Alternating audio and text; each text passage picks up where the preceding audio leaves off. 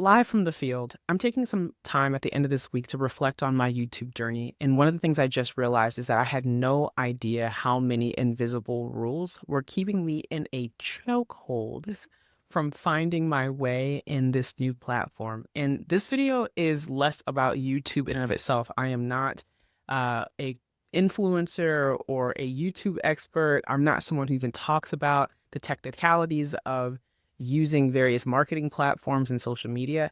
That's not my zone. I'm an executive coach.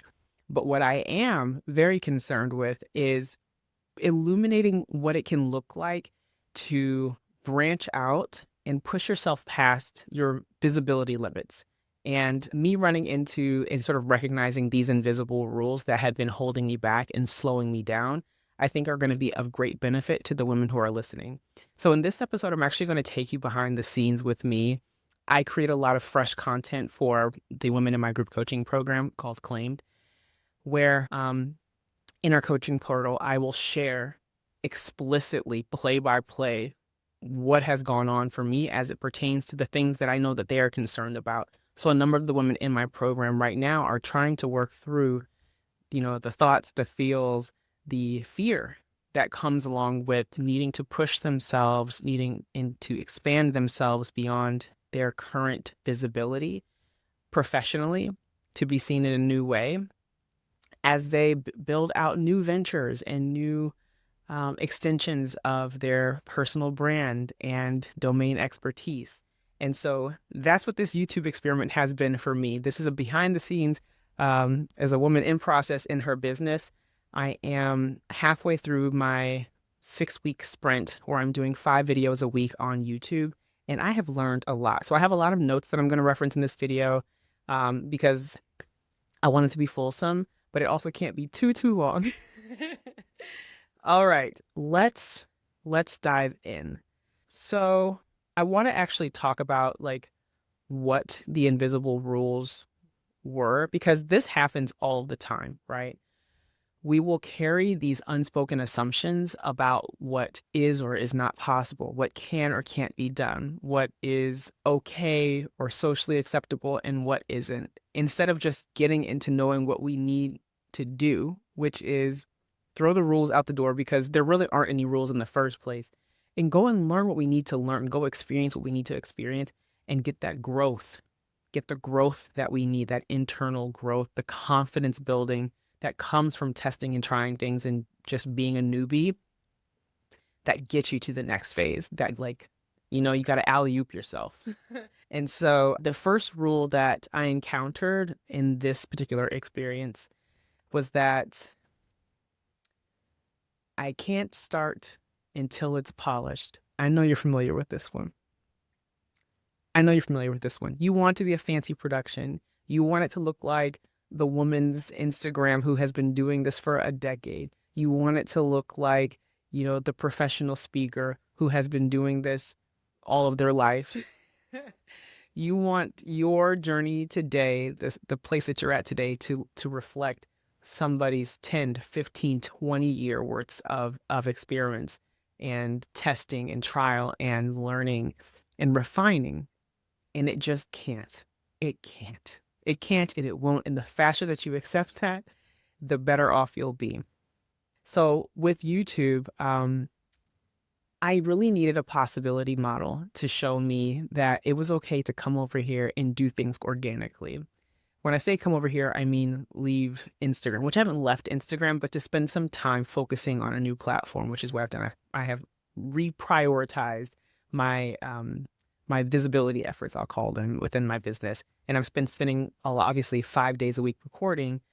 That means planning, editing, recording, editing, packaging, all of that on YouTube. And when it came to things like thumbnails or editing, I didn't want to even get started with this because it seemed like such a beast of an operation if I were to fulfill the perfectionist version of what lived inside my head. What I gave myself permission to do then was say, okay, well, what do I need this to look like in order for me to show up for a 5-day-a-week sprint for myself? And that looked like, at first, no edits. It looked like no edits, but that's what it took to get me going. It was just like, look, I know that everybody on YouTube, I mean, for the most part, folks are editing their videos. There's a reason for that, but I don't know how to edit things yet. Like I'm gonna have to learn as I go, but I can't wait on that to get started. Right now, what's most important for me is to get going. So if the fastest thing for me to do is just to hit record on my phone or to hit record on the existing software I have on my laptop that I've been using to do my podcast, for example, just recording the video elements and then, chopping off the beginning, the end, any sort of, quick freight and just get it out there, then that's what mama's going to do. And that's what I did. So it can delay, again, that starting, it can get you stuck in overthinking and make the whole process just feel a whole lot heavier than it needs to. What I think I learned is that credibility, and I know this kind of is like, girl, we learned this lesson over and over again, but this taught it to me in a really acute way, right? That credibility is not earned through polish. It is not something that comes to you because you look perfect. What we have to really focus on is consistency. Like, I have been able to arrive at so many new insights, not only about my work and my messaging and things like that, but about myself. Like, I'm only 3 weeks into the 6 week sprint, and I feel like I have learned about a whole new dimension of myself that I did not fully appreciate before, that I had maybe no insight into, honestly, before. And so, yeah, this is the rule that keeps women stuck in not wanting to launch. And so I want this to be a reminder to you that, yeah, maybe I'm a little bit further ahead than you are, or maybe not. But depending on who is listening to this, and again, this is for my women in my group coaching program in particular, I've been doing this version of my kind of business and testing things out with being public and visible for let's say I got online in 2020. So we're in my 6th year now of doing this, and I still have these feels. And I still have to talk myself through the barriers and these invisible rules, this same one that still comes up over and over again. Okay. So let's get into rule number 2, because this is another one. You'll see like there's a little bit of a thread here around perfectionism. Yes. We're clocking it. But I really felt like I needed to be naturally articulate. This may come as a surprise, especially if you listen to my podcast. But one of the things that YouTube has taught me is that your girl loves a filler word. Your girl loves a tangent. Your girl loves a tangent. And that's all good and well. There's space for that. I think that's why I love long form, is that it doesn't necessarily need to be this like robotic, perfectly placed, modular sort of, But yeah, there is some growth there for me. And it doesn't mean that I can't still do it. Right. I didn't even realize how much editing my podcast manager is not likely doing on just the audio of my podcast episodes to make sure that the narrative is so crisp and clean, that the ums and the dragged out sounds and that all of that is tightened up and so beautiful that yeah, I would never know she performs all this magic behind the scenes. I record my episodes raw, and she takes it and literally have a folder that's called raw files, and she takes it and puts it into the edited, clean, sexy file folder when it's done, and that's what gets presented to the world. Now, me being on the inside of my own production for YouTube videos, where not only is the audio being presented, but also the video, both have to have continuity. Both have to have some smoothness to them in order for the viewing experience to be maintained. So whereas in an audio, you can take a hatchet and just say, cut out that, close that gap.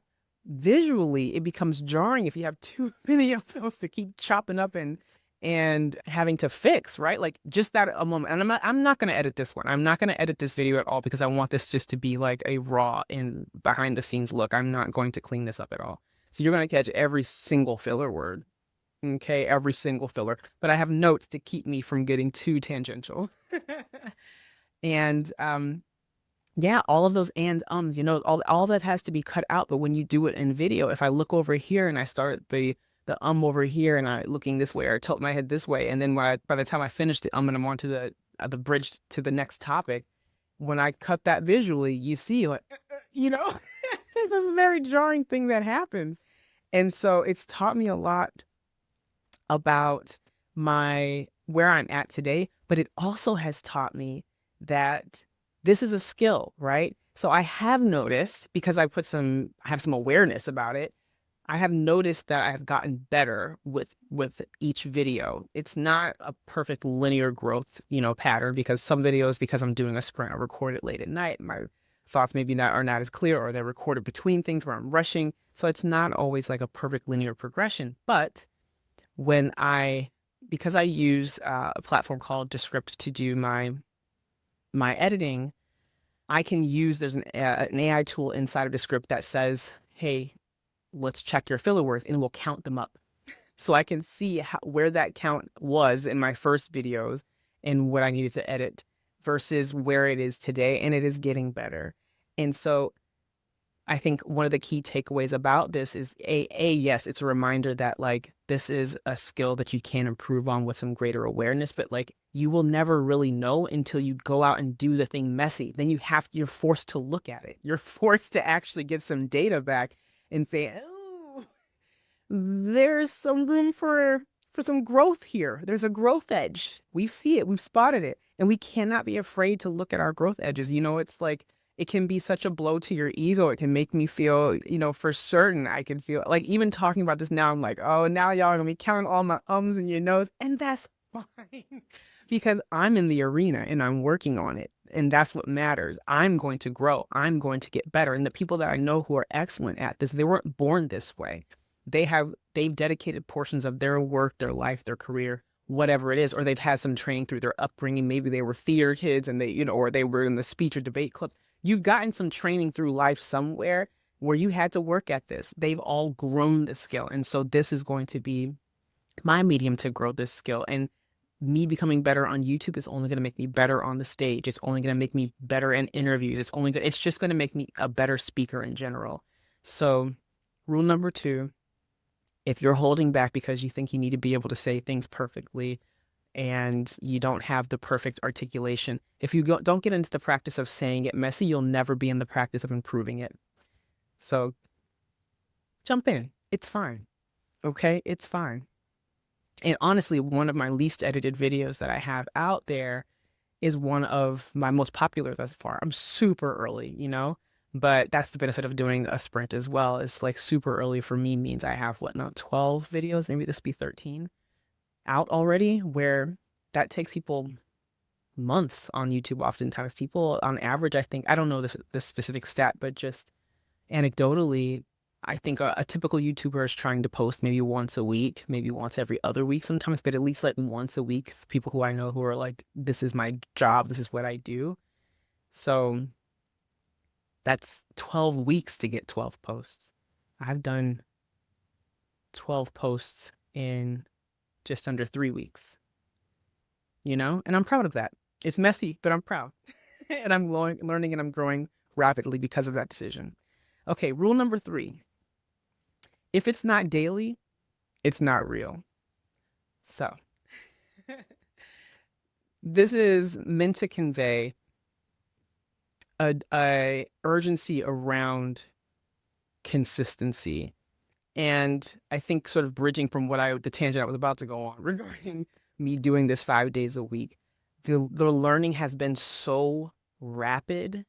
And I think that that's part of what we fear is how long the road to learning is.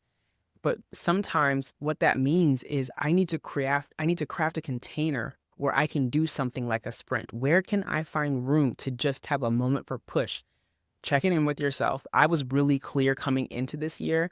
I was really motivated by this concept of YouTube. I really wanted to feel more connected to myself creatively and verbally, just vocalizing my ideas, playing around in a new space. I've genuinely really enjoyed this process with YouTube. And I think that like when you have that space and you can run at it fast and go and get it now, like the learning, it becomes exponential because it's an intense moment, you know? So again, like you do need to know that you actually have the capacity for this. You know, I'm never not talking about capacity as it pertains to our growth, as it pertains to our well-being. This might not be the season for you to do a sprint, but if you can, it doesn't have to look like mine. You know, the woman who inspired me to do this, she is on her like 170th video or something like right now, and she started daily posts. So I'm doing 5 days a week. She's doing 7 days a week. Okay. And I said, I am inspired by the way that you've done that. But the look of my life and the season that I'm in right now, 7 days a week does not make sense to me.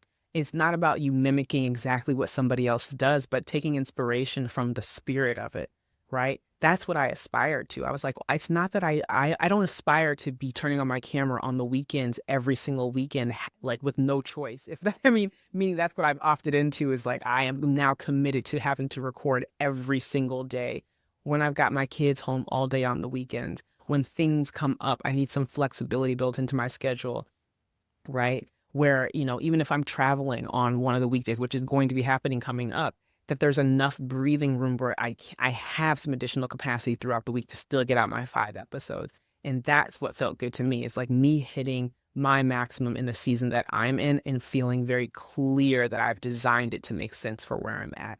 So sustainable consistency. Okay, y'all? We want it to be sustainable, not performative.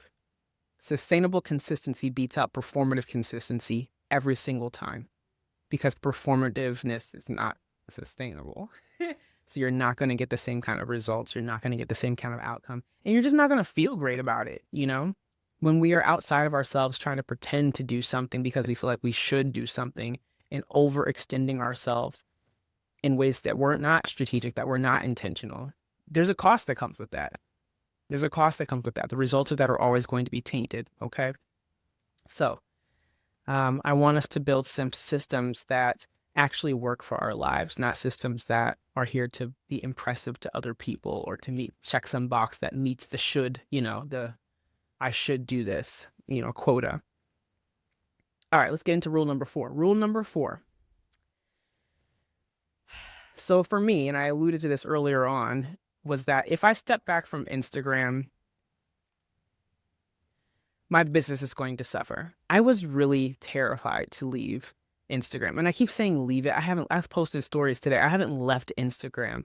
Honestly, YouTube has brought me back to Instagram, which is, I think, one of the beautiful aspects of doing this experiment. Because what I realized this experiment was really about was about me feeling more creatively engaged and having a place where I felt connected to the process, the platform, just the way that everything was going to come together. And I was losing that on Instagram. I think Instagram had a season for me. When I first hit Instagram in 2020, baby, I was going live, live from Oakland, USA, 3-4 times a week, especially when I was in the middle of like launching things and I was in a big push. I was engaged and I was on and I would, that adrenaline was kicking in and then I found as there were new features released on Instagram through the years, playing around more with things like stories and then reels. And I don't remember the sequence of when these things came out, but all of the new gizmos and gadgets that felt like interesting new ways for me to connect with people, interesting new ways for me to utilize my voice and some of my visual creativity and how I wanted to package things. I was rocking with it for a while, but I hit a wall with that last year and I kept ignoring that wall and I kept trying to force myself. And I did end up creating some good content. There's still lots of inspiration in my work in my life that I was finding some space to eke out. And thank God for my amazing video editor who would take things like my podcast, which has been like a great source of creative expression for me. It was really an emotional anchor for me last year, and in addition to a creative anchor for me, where I could just go and sit and be honest. And I have a lot of my most vulnerable episodes there. Ambition Without Compromise. Check me out. Um, and that was great. So leaving all of that behind, or I should say deprioritizing it to come over to this unknown land called YouTube, where this is literally, I've never posted anything on this YouTube channel. Me starting this sprint 3 weeks ago was my first foray ever into posting on YouTube. I did not understand how it worked. I like had to understand, oh, there's a YouTube studio. Oh, that's where you post the things. I had to learn from the very beginning. Step one, what button, where's the start button? Where, how does the machine turn on? And that's a daunting thing to contend with, where it's like, I think especially at this stage of life where there are a lot of things that I've spent decades with doing, personal things, skills that I've built where I have some decent confidence and comfort zones built around. So it can feel really confronting, yeah, to start in a whole new space where I know nothing and there are all these pros around me and I'm seeing all this inspiration around like what it could be, what it could look like, what it could feel like.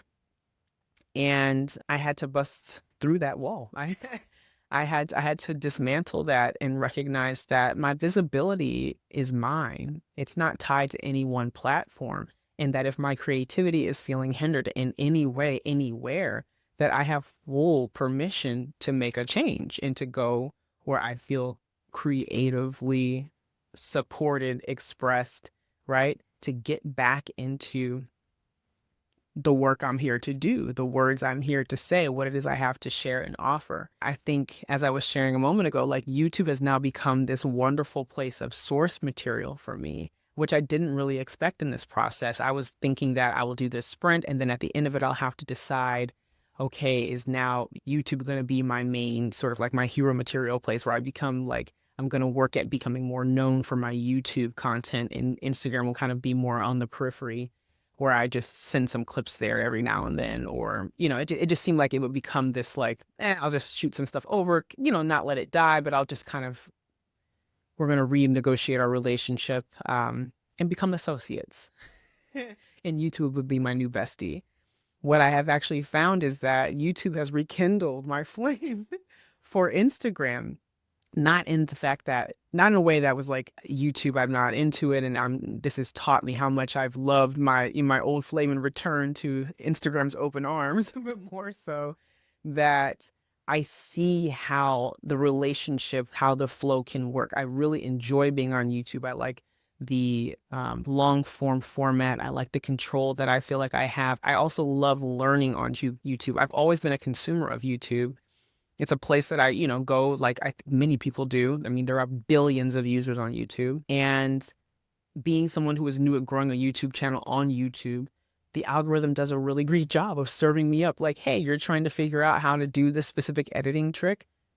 There's the video, click it. It's right here for you. I can just be here, and learn here and grow here and feel like, I don't know, in the flow of the season I want to be in, with a little more control over the content that's fed to me, and not feeling like bombarded with just entertainment or, emotionally charged content, with what you kind of experience more with the feed on Instagram. And yeah, because of that, the clips have gotten better, because even though I'm still very much learning what my YouTube style is and how to produce high quality content and to really work with my tools, like this is my first time using this little microphone, because I recognize that recording, now that I'm on YouTube, I'm learning that recording in different backdrops and settings is useful, as I build this more behind the scenes kind of a brand here. I really want to be speaking about what is happening on the inside of the process for me. What are the thoughts behind the thoughts that you hear once I get to my podcast and I'm sharing, okay, now these are the learning, these are the insights, and some stories and stuff like that. There, like, you actually get to see me in, my office slash kids room that, we share. And before the kids come home from school, which is going to be like any minute now, talking about what I learned from this visibility exercise of doing a YouTube sprint, and like literally what that's like. So anyway, I've been grateful to see that has kind of rekindled my relationship with Instagram. I just see a way forward now where I feel a lot more rooted and grounded in my process. And Instagram was just lighter again. So I just recognized that, yeah, my business didn't need more content. My content just needed a new environment. I needed a new environment to create. Sometimes the growth move is not about doing the hard thing. It's like, I just got to change the container. And I say this all the time about any kind of personal development goal you have. It's like, what space are you putting yourself in? That's one of the fastest ways to kill your energy, to kill the vibe, to kill your momentum, is to just be in the wrong place. And I realized now doing this experiment that I was just in the wrong space for kicking off my creative cycle, we'll call it.